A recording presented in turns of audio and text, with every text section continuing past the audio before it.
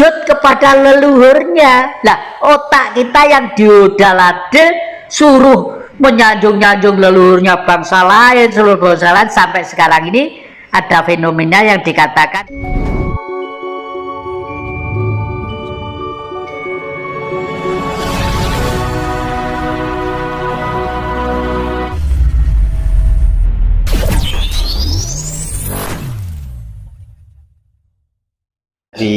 yang maksudkan bahwa seluruh manusia di dunia akan ada pengurangan besar-besaran, termasuk nanti barangkali bisa dieksplor tentang bukunya yang baru terbit, Jagat Merenovasi Diri.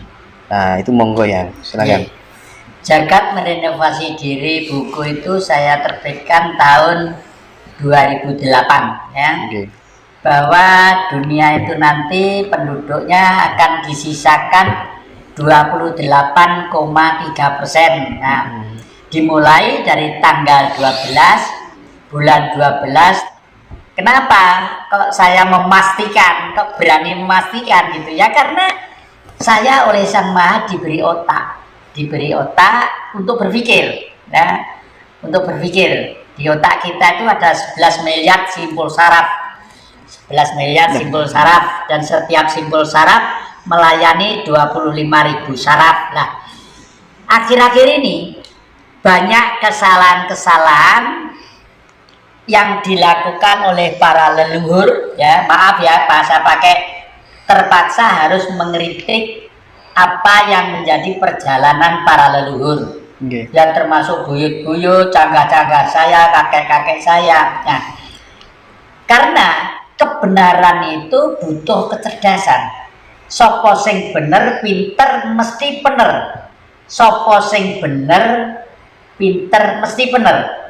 Bener itu jujur, ya. Kuncinya ada 5. Angan-angan bener, ini ajaran Buddha 500 tahun sebelum Masehi. Angan-angan bener, pikiran bener, tutur kata bener, pribadi bener, bergaul bener, ya.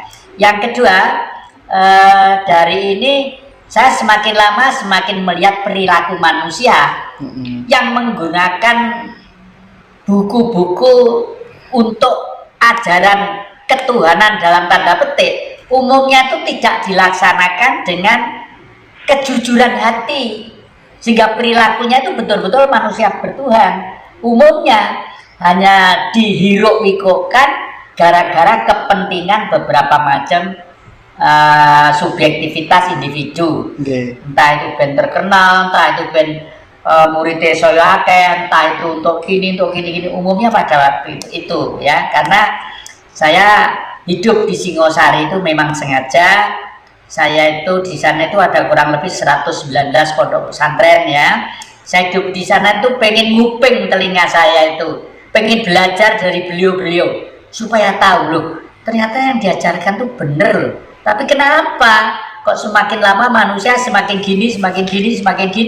Karena yaitu tidak melakukan apa yang diajarkan, tapi hanya menyebarkan yang diajarkan demi kepentingan yang bercorak ragam subjektivitas.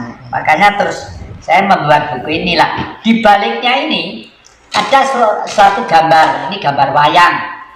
Ini bumi, ini Bathara Kala. Leluhur kita termasuk salah. Ya, karena apa? Kalau meruat, diadakan acara ruatan, Bathara Kala itu selalu mengejar-ngejar orang yang gonong gini, ontang-anting kebanting, Pandhawa 5, Pendawi 5, dan lain sebagainya. Secara logika, lo wong susah kok malah dikejar-kejar. Terus saya bertanya kepada Sang Maha Kala sendiri, tidak seperti itu, ya. Dibimbing saya oleh Yang Badranaya. Lo kok Badranaya Semar katanya kok ditanya. Kalau orang menganggap itu hanya nonton wayang sebagai hiburan, ya seperti itu. Tapi Yang Badranaya itu adalah leluhur kita. Setelah bumi ini tercipta, tumbuh-tumbuhan ada binatang, beliau itu sudah berbentuk plasenta ribuan tahun. Plasenta itu apa? Isinya janin. Nanti kalau keluar janin itu adalah perwujudan Sang Maha sendiri yang bersinar dalam tubuhnya yang disebut Tuhan. Nah gitu. Jadi Jadi yang Purwokolo namanya saja Hyang Purwokolo. Hyang itu adalah tinggi, Purwo itu permulaan, Kolo itu zaman. Pada waktu zaman permulaan sebelum Sang Maha Pencipta menciptakan bumi, langit, matahari, bintang-bintang, air, samudra yang sedemikian banyaknya, diciptakanlah Sang Penjaga supaya ekosistem itu berjalan rutinitas sesuai dengan hukum dialektika, sesuai dengan hukum dialektika yang berjalan secara kontinu.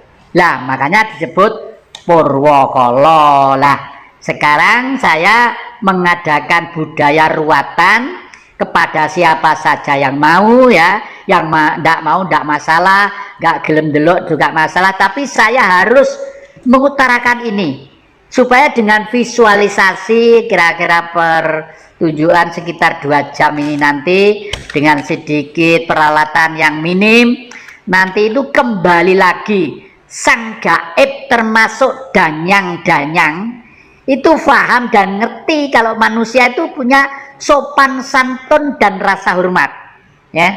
Karena sebelum dilahirkan manusia, danyang-danyang itu sudah ada lebih dulu, ya. Dan tugasnya danyang-danyang adalah menjaga kultur alam yang terus-menerus dijaga karena tugas Sang Maha tadi itu di bawah koordinator Sang Purwokolo tadi itu nggih. Lagi bagaimana ya caranya supaya Indonesia ini bisa keluar dari cengkraman Cina, cengkraman Amerika dalam tanda kutip, kira-kira bagaimana ya? Termasuk di dalam buku ini itu sudah saya jelaskan bahwa salah satu alternatif, ya, alternatif untuk bertahan minimal satu, kita harus sadar bahwa kita hidup dalam suatu wilayah yang semua serba ada, ya, baik soal kepentingan makanan, soal kepentingan berbusana, ya, banyak kapuk kapasnya dan sebagainya, masalah tambang-tambang alam, masalah energi di hutan-hutan, di gunung-gunung, dan semua ada. Yang di negara lain tidak ada. Kalau negara lain yang miskin dan minim bisa hidup bermewah-mewah seperti itu, lah kita kok tidak? Ya karena cara berpikir kita. Oleh karena itu sekali lagi saya ulangi, teori Bung Karno tentang Trisakti masih sangat relevan.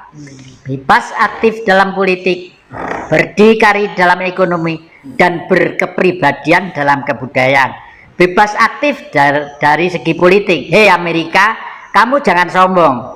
Kamu bisa membuat rudal, kamu bisa membuat nuklir, segala macam. Hei Cina, kamu bisa menguasai wilayah-wilayah lain karena memang kamu adalah etnis yang rajin dan gemar untuk menyebarkan pengaruh lewat budaya dan selalu dengan sistem yang sangat sistematis. Di dalam suatu kota, kalau kelenteng itu mesti cedek dengan pecinan, mesti cedek dengan pasar-pasar, dengan toko-toko. Karena sampai kapanpun manusia itu tidak bisa lepas dari pasar, toko, dan kebutuhan-kebutuhan. Tapi kelebihan Cina apa?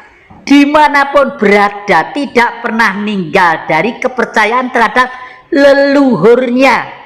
Kelenteng itu adalah tempat upacara untuk menyatu fokus sujud kepada leluhurnya. Lah otak kita yang diodalade suruh menyanjung-nyanjung leluhurnya bangsa lain, seluruh bangsa lain, sampai sekarang ini ada fenomena yang dikatakan gela-gelo Cina Londo sak jodo wong Jawa garis separo. Lumayan sak jodoh mantenan ngalor ngidul rekreasi, ya, kemana-mana. Lah kalau Jawa Jawa sak Jawa Jawa Cina Jawa Cina Londo ya seperti sekarang ini, ya, seperti sekarang ini. Kakek ini kalau Anda masuk di sini, Mas Indra tadi sudah mengatakan masuk kok dingin, semuanya serba indah, karena saya pecinta alam dan pecinta seni. Nah, pecinta alam dan pecinta seni itulah yang menumbuhkan satu budaya yang mapan. Makanya dalam Trisakti yang ketiga disebut berkepribadian dalam kebudayaan gitu loh Mas. Yang ini kan anu ya, dalang ya. Nggih. Coba ada yang sedikit apa bumi gonjang ganjing apa supaya orang tahu gitu loh dan maknanya apa gitu kira-kira ya. Sing pinter iki sing mancing kok beda aku kok nggih. Ya. Sebenarnya negara pertama setelah Atlantik tenggelam itu adalah negara yang ada di lembah Gunung Arjuna. Gunung Arjuna itu gunung purba, namanya Herjuna. Her itu air, Juna itu laki-laki. Orang yang lahir di lembah Gunung Arjuna ribuan tahun, ratusan atau puluhan tahun atau sekarang, pasti kalau dia tekun belajar tentang nasionalisme dan leluhur, pasti menjadi orang istimewa. Meskipun dia sudah ada di luar negeri, dimanapun, dan dimanapun. Akhir-akhir ini di Sumberawan ada seorang paranormal dari Belanda ya, saya kenal dan pernah main-main ke rumah yang sini. Terus sekarang itu berada di Laut Selatan, di tepi Laut Selatan bersama-sama dengan masyarakat. Loh, kenapa mau ke sana? Karena gini Romo, ini pantai selatan itu kan akan dibuat jalur timur. Saya harus bersama-sama rakyat membuat alternatif. Jangan sampai nanti di sana menjadi daerah modern, jalur simpang siurnya duit, tapi rakyat tidak ikut makan lagi. Lah, saya yakin mungkin karena tidak bisa dibuktikan secara nyata, mungkin siapa tahu kalau sukma yang kebetulan getih dagingnya Belanda tadi itu sukma leluhur-leluhur kita bisa juga ya toh. Seperti Mas Hendro dan adik-adik ini begitu rajin mengungkap kembali tentang kultur budaya bangsa, mustahil kalau itu sukma bukan sukma leluhur yang dulu pernah ada di sini entah ribuan atau ratusan tahun yang lalu. Kalau ento tidak seneng sampai dipaksa sampai apa, ya tidak akan tertarik dan tidak usah kita paksa. Karena apa? Karena manusia akan disisakan tidak sampai 30% ya toh. Ya, gimana ya? Bumi gonjang ganjing gitu gimana? Ya, ini jadi ya, bumi gonjang ganjing itu sebenarnya pada waktu dulu ada negara bangsa Lemuria yang di negara Atlantik sana ya. Atlantik itu pulaunya dekat Hawaii antara Jepang dan pantai barat Amerika, di tengah sana ada pulau kecil ya. Tentang sejarah peristiwa ini sudah ditulis oleh seorang profesor doktor ahli arkeolog ya, Ariston dos Santos dari Brasilia. Ariston dos Santos. Itu ya, dari sana beliau menulis bangsa Lemuria yang jenius nanti disebut bangsa Arya. Ternyata keturunannya sekarang yang disebut bangsa Indonesia.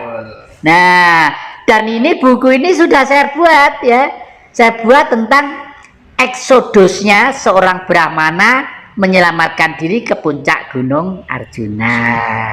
Itulah dari sana lalu turun membentuk suatu kerajaan Hestino. Makanya jejer wayang Purwo yang bener wayang asli ya Kidung Agung harus Hestino. Setelah bumi gonjang ganjing tadi itu barulah leng-leng rambianing kang, sunyi senyap, tidak ada suara apa-apa ya. Gunung-gunung tidak meletus, burung gagak tidak berbunyi, menco tidak ada, segala macam ya. Lalu Hestino, Hesti itu gajah, no itu wujud. Barulah setelah eksodus dari atas Gunung Arjuna, di sana tuh gunung purba yang sudah mati kemudian kawahnya. Jadi atasnya kayak padang pasir gitu. Kayak dulu waktu muda sering naik ke sana, terus turun ke daratan yang sekarang disebut Sumber Awan. Di sana yang dikerjakan pertama kali menangkap gajah. Gajah itu bahasa Sanskritnya, bahasa kunonya disebut Hesti. Kenapa kok nangkap gajah? Oh, gajah tidak enak dimakan, nggak umum dimakan lah ya. Karena gajah itu untuk sarana kehidupan. Kalau sekarang, zaman sekarang gantinya truk, gantinya ini apa traktor itu, gantinya yang ngangkat itu kan gajah semua yang nandangi. Juga untuk kendaraan ratu dengan segala anggabayanya gitu. Makanya disebut Sino. Dan itu adalah negara kita yang sekarang disebut Indonesia. Waktu bergelar raja, beliau bernama Romo Simo Singoro Wonokerto.